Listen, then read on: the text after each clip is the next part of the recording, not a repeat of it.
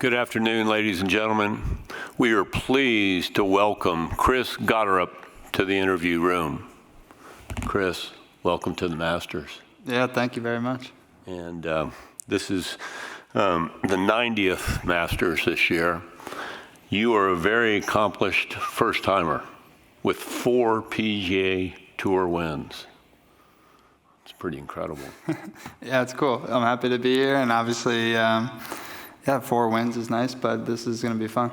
What are you looking forward to this week at the Masters? I think just embracing the whole experience and trying to take it all in, enjoy it, while also trying to go out there and compete and give it everything I got. With that, we'll open it up to questions. Ann? Hey, Chris. So a year ago, did you envision yourself sitting here at the Masters with this kind of momentum coming in? Probably not. I mean, at some point I had hoped to be here and to play in the Masters, and but to be here, especially a year ago with 4 wins, I probably wouldn't have believed it. But obviously happy to be here doing so, and I mean it's been a fun ride the last year or so, and hopefully keep it going. Soren? Excuse me. I do golf media in Denmark. I'm very curious about your Danish heritage. Do you speak Danish? Have you been to Denmark? Do you feel Danish? I don't speak any Danish, but I actually was on the range with the Højgaards last week, and they said that you were going to be looking for me. So, I mean, we've been over there. I've been there twice. My dad can speak Danish fluently, but my grandma, and she had a house over there for a long time, and we went once or twice. And I haven't been in the last couple of years, but I'm sure at some point soon we'll head over there. And to answer your question, I kind of feel Danish. I don't know if I'm very American for being Danish, but there's a bit of me that definitely feels European, to say the least. John? Chris, 90th Masters.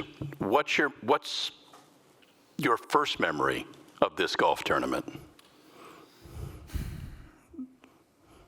I mean, the most vivid first memory for me is the one that comes to mind is Tiger winning in 2019. But I don't know if that's my first memory. But that's when I really kind of was into golf big time and was trying to play professionally. Not at that point, but that was what I saw myself doing at that point. And I remember that vividly and watched the whole thing through. And it was just obviously an amazing story too. But I watched for years beforehand. But the one I can think of that comes to my head is 19.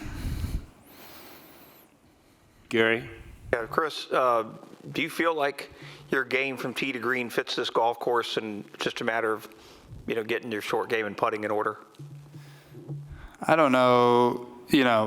I think this place obviously is very demanding in some spots, and requires the right tee ball on certain holes and the right approach shot. So I don't think, honestly, I felt like my short game and putting has been pretty good this year, and I feel like at times when I haven't played my best, it's been poor tee to green. And obviously, if I feel like I'm striking it well, I feel like I can play well anywhere, and obviously that's going to be, put on emphasis this week that, tee to green is very important here. And from what I've seen so far, it's all about placement, and I think putting gets hard here if you're not in the right spot, and I think that comes from tee to green more so than,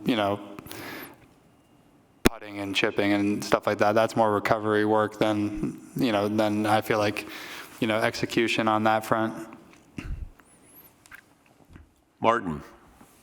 Chris, can you reflect on how important the Genesis Scottish Open win has been on your journey over the last 9-10 months?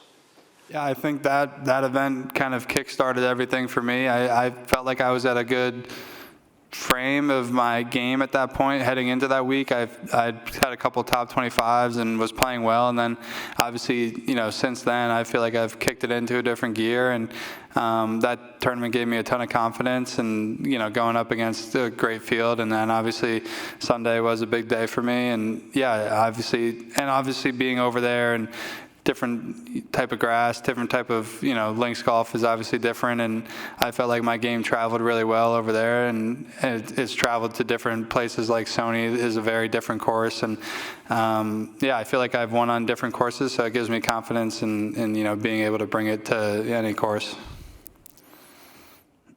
Don? Chris, hypothetical question, but maybe you can have some fun with it. As you prepare for your first Masters tournament, can you think of anything in the world that might tempt you to give it up? What was the end of that? Can you think of anything in the world that would tempt you to give up this opportunity? I don't know. No. Yeah, I don't see what would, no. Yeah. I mean, it might sound ridiculous. I'm asking because Michael Lasasso is the NCAA champion. Oh, He's yeah. playing here, but he's off to live. So I wondered if there's anything in the world you could think of that would... At where I'm at now, no. I can't see a reason to do so, and obviously that's a different situation than where I'm at. So, for me, no. Gianna? Chris, how would you describe your experience playing alongside Justin Rose today in your first practice round, and what were those conversations like with him, especially given his experience here?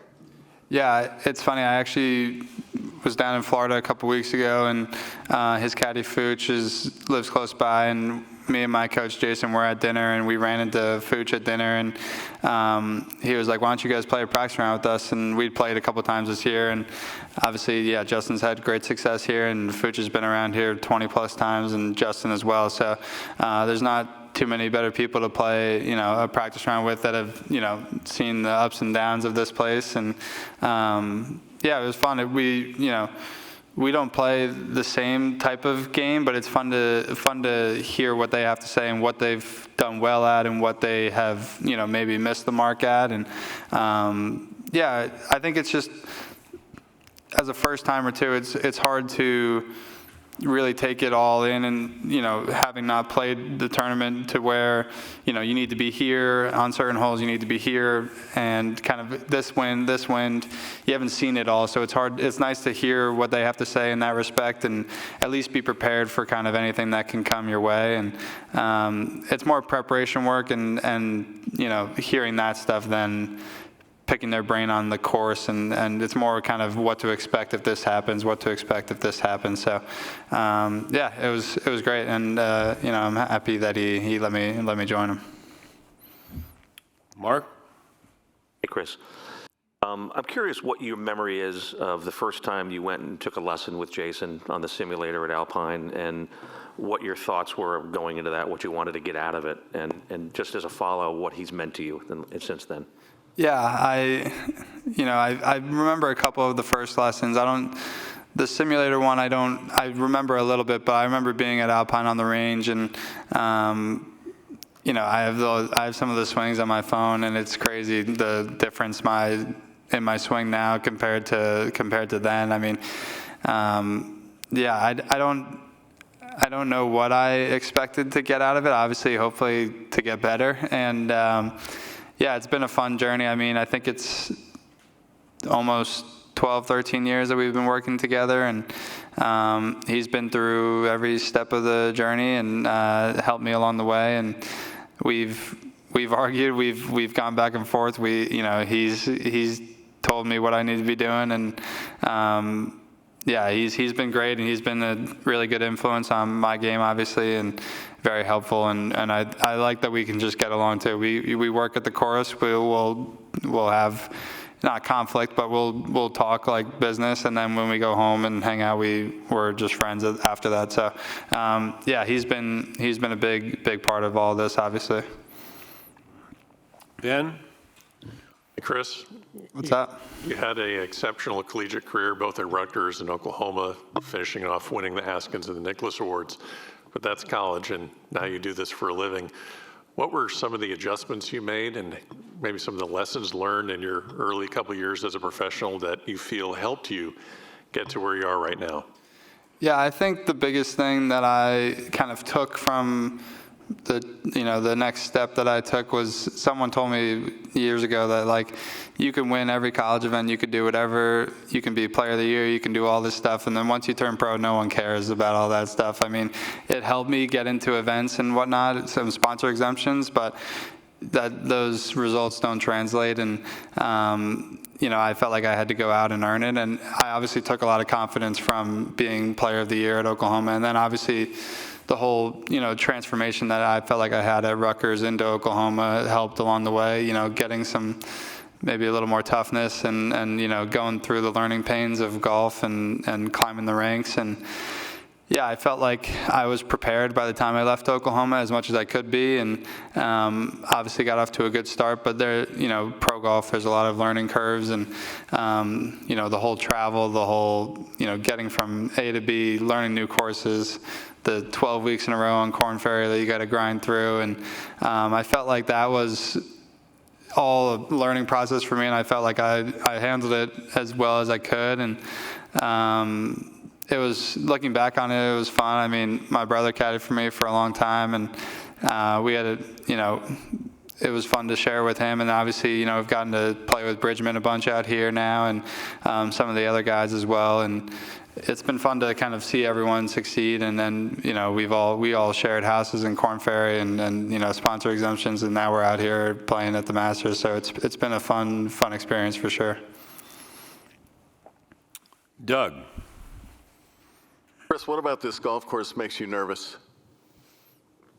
I don't think anything about the course makes me nervous. I think I'm going to be nervous on the first tee for sure. I think it's more of just the excitement and getting ready to, play in the Masters more than, at the end of the day, every tournament you go out and you try to perform your best. So I think it's more of just kind of trying to settle down the nerves of playing, I'm sure on the first tee I'll be nervous, and just because it's something different that I haven't experienced before, but I'm going to try to, treat it as much of a normal week as I can, even though, I don't think it is a normal week. But, I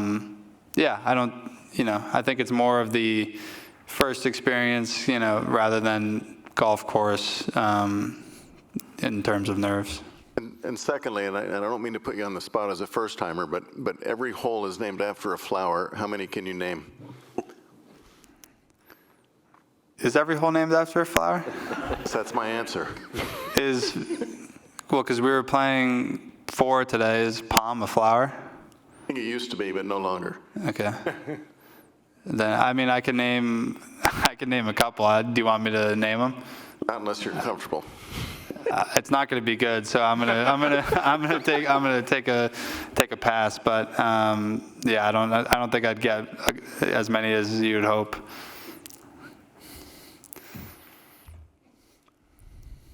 David. Yes, sir. Early impressions, but is there a hole that you already sort of have fallen in love with, really like, and why? And is there a hole where you kind of got to think about it still and how you want to play it and why? I feel like I've played the front more than the back so far, just having played it this morning and, only playing one round for kind of fun beforehand. So, but I think my favorite hole that might not be a lot of people's favorite is 7. I just think the framing of it demands a great tee ball, and you can either make the hole look very easy with a great drive and a wedge, or you can make a mess of that hole pretty quickly if you're kind of slapping it around in the bunkers, or if you just get yourself in the wrong spot. I just think visually it looks very pleasing. And I think obviously the other holes that everyone else would name are up there too. But for me, 7 kind of just has the look of a hole that I like. About the opposite of that, something that you've encountered that you're like, I gotta think about how I want to do this. I don't. Gives you pause. Yeah, I don't think there's I think it's more wind related. It could make something uncomfortable, but I think we're so used to playing different holes, different courses, stuff that makes you uncomfortable, and you kind of just find a way around that. But for me, I know an important hole is going to be 2. I think that's going to be a hole that if I play that hole well, I think I'll have a good run. But it's going to be, it requires a great tee ball and, obviously a lot of other things after that. But that'll be a hole that I'm focused on. John? Chris, when you play well, what do you do well? I think when I play well, I'm very focused, but also able to be relaxed. I feel like I'm in a good place mentally. I'm in a good place physically. I think I don't think a lot when I'm playing well. It seems to just come easy when it's going well, and when it's not, you're thinking a lot. You're trying to do too much, and when I'm playing well, the club feels good in my hands. I feel like I'm thinking things through properly. I'm taking my time and executing well and also enjoying it. I think when I haven't played well, it's, I'm fidgety. I'm trying to do too much, trying to make something happen, where I feel like when I'm playing well, it kind of just comes to me and I'm patient and I let it happen rather than try to make it happen. Mary Kate. Hey, Chris, we all have associations with the Amen Corner and the kinds of emotions that they evoke. But in your own words, how would you describe Amen Corner and its role at Augusta National? I mean, I think it's iconic. I think it's the one spot that you watch on TV, and that's kind of where the tournament's won every year, it seems. Even though there's a lot of other holes, I feel like you either step up there and you perform, or you kind of back out, and maybe not on purpose, but it seems to be the one that kind of bites people. So, I think when you get up there, you just try to, execute the best you can, and we'll see what happens. Brentley. Chris, obviously your good play over the last year or 2 years has put you in some bigger pairings, bigger moments, bigger events. Do you feel like you elevate your game the bigger the moment? And if so, how'd you learn to do that, and where'd you get that from? I think it comes from just being comfortable and being around that more often. I think I would say that, my first year, even and second year, I played well, and then I got into a couple of not final groups, but up near the lead, and kind of faded away and finished 25th. And I feel like I took things from that, and now I feel like after winning a couple of big events, and I feel like I'm comfortable being there. And obviously, if I'm there, I feel like I'm playing well, so it's easier to feel comfortable when you're playing well as well. But yeah, and I think a big thing has just been being around everyone more, and getting comfortable with seeing everyone that beforehand when I was watching on TV, I see them all the time in the physio room or at home in Florida, and you kind of just are used to everyone being around. So I definitely feel more comfortable now, and I feel like I've played well and earned the right to be, in that spot when I'm playing well. And just kind of, I'd say just been putting myself up there and trying to, execute, and having executed under the gun makes you feel like you can do it again. 2 more questions. William. Chris, there have been some tour players over time that have declined to come here and play until they were invited to play in the Masters. I gather that was the case with you as well, and if so, why was that? I don't know if I don't think I've actually ever turned down or declined an invite. I don't know if I've been invited, so you can't turn down nothing. But I have gotten offered to come watch the tournament from sponsors or from whoever it may be, and I said I can't go over there until I play, or else if I'm retired, then I can go over. So. I don't know, it's just something that I think this is just such a special event, and it's something that I wanted to experience, playing rather than watching. And I get a little stubborn, and I don't want to, it would be a not enjoyable experience for me, even though it would be bucket list for a lot of people. I want to play, and I want to be a part of it, how I see fit. Last question, John. Thank you. This morning or this afternoon, your practice round, how much did you work on your game with Justin Rose, but how much did you allow yourself to soak it all in, look around? Your first Augusta National Golf Club practice round and just look around you and feel it? I think it was more trying to prepare for the course and try to, be ready for the tournament. I think that was the point of coming early and getting to experience Augusta when it was to try to experience it, Augusta for fun and take it all in. Now it's kind of, how can I execute on the golf course and try to prepare for the Masters? Not, and obviously enjoy it as well. But I think that stuff more comes from, if I'm just hanging with family or friends, afterwards. But when I'm out there, I'm trying to focus on how to play the golf course and be ready to play in the Masters. Thank you, Chris, and good luck this week. Thank you. Appreciate it. Good job.